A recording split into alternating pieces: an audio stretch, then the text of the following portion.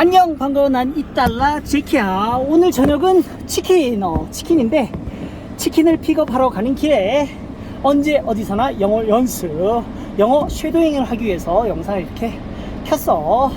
자, 그럼 영어 영상 같이 보면서 쉐도잉을 어떻게 하고 있는지 봐봐. 연습할게. Hello everyone. Hello everyone. I'm so excited to share my story with you today. This isn't just any ordinary story. This is the story of how I followed my dream to Paris, learned English, and changed my life. I want to tell you something really important. If you have a dream, no matter how big or small, never give up on it. You can do anything if you believe in yourself. This is my journey, and I hope it inspires you to chase your own dreams. Let me take you back to the beginning. My name is Daniel. I'm 25 years old, and I come from a small town. Ever since I was a child, I dreamed of seeing the world, the big cities, the famous landmarks, the cultures. I wanted to experience everything. But in my town, not many people talked about dreams like that. Most people stayed, found jobs nearby, and lived a simple life. But I wanted more. I wanted to explore, learn new things, and make something special of my life. One day, I watched a travel video about Paris. The Eiffel Tower, the charming streets, the little cafes. It looked so magical. That was the moment I knew I had to go to Paris. But there was one problem. I didn't speak English very well, and I didn't know any French. So how would I survive in Paris? When I told my parents about dreams, they didn't understand at first. Paris? How will you get there? You don't even speak English well enough. My mom said, You're still learning. My dad added, Why not just stay here and focus on your job? But I didn't let their doubts stop me. I believed in myself, and I kept talking to them about my dream every day. I told them that I would learn English, work hard, and go to Paris for a new opportunity. At first, they were still unsure, but I didn't stop. I kept showing them how serious I was. One day, I decided to show them something. I picked up my phone and started practicing English aloud in front of them. I read out loud from an English book, repeating new words and sentences. I was nervous, but I didn't care. Slowly, my parents began to see that I was committed to my dream. That night, I sat with them and said, I really want to go to Paris. This is my dream, and I'll make it happen. To my surprise, my mom smiled and said, If this is your dream, then go for it. My dad nodded. And for the first time, I felt that they believed in me. I knew it was going to be easy, but now I had their support. The next few months were busy. I applied to a university in Paris, worked part-time to save money, and practiced English every single day. I followed the simple routine that made a big difference. Morning, I practiced speaking by reading books or newspapers aloud. Afternoon, I listened to English podcasts or watched English movies to improve my understanding.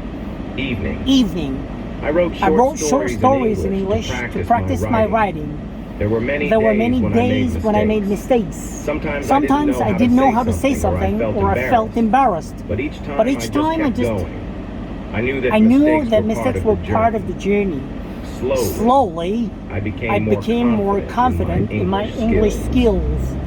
Finally, the day arrived. I received my acceptance letter from the university in Paris.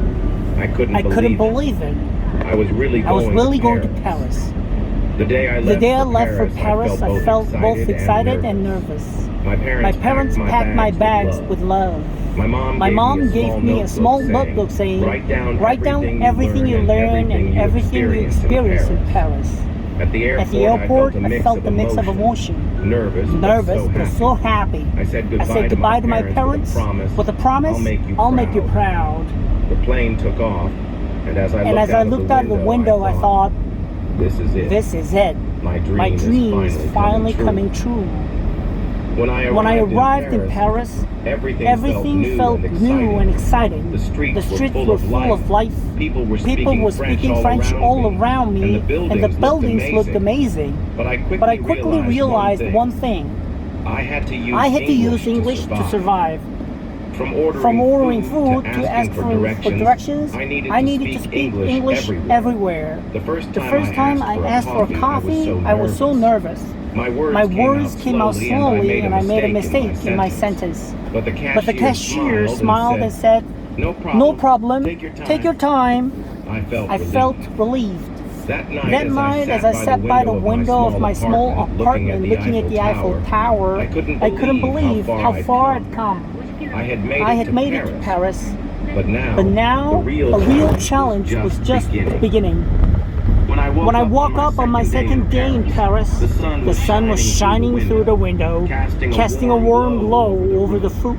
I could hear the sounds of the city outside, people talking, cars passing by, and the occasional honk of a horn. It felt like a dream, but at the same time, everything was so real. I had finally made it Paris, and now I had to face the biggest challenge of all, learning English. Sure, I had learned a few words and phrases back home, but here, in the heart of the city, I would have to use English every day. The pressure was on. I had no choice but to dive in. I had to speak English to buy groceries, ask for directions, and communicate with the people around me. It was scary at first. What if I had made a mistake? What if they couldn't understand me? But I knew I couldn't run away from this. If I wanted to succeed, I had to push through my fears. My first task was simple. I needed food. It wasn't just about eating. It was about surviving in a new place. So I decided to go to the local market. I made a list in my notebook, translating everything in my native language into English. Apples, bread, milk, cheese, nothing too complicated. I walked into the store feeling nervous.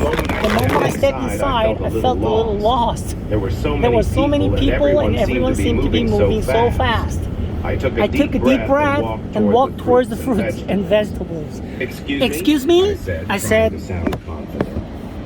The shopkeeper turned to me. How much is this apple? She looked at me for a second, confused. I repeated myself a little louder. How much is this apple? She smiled and replied in slow English. €1. I couldn't believe it. I had just successfully used English to ask a question and get an answer. It was a small win, but it felt huge. I continued through the store,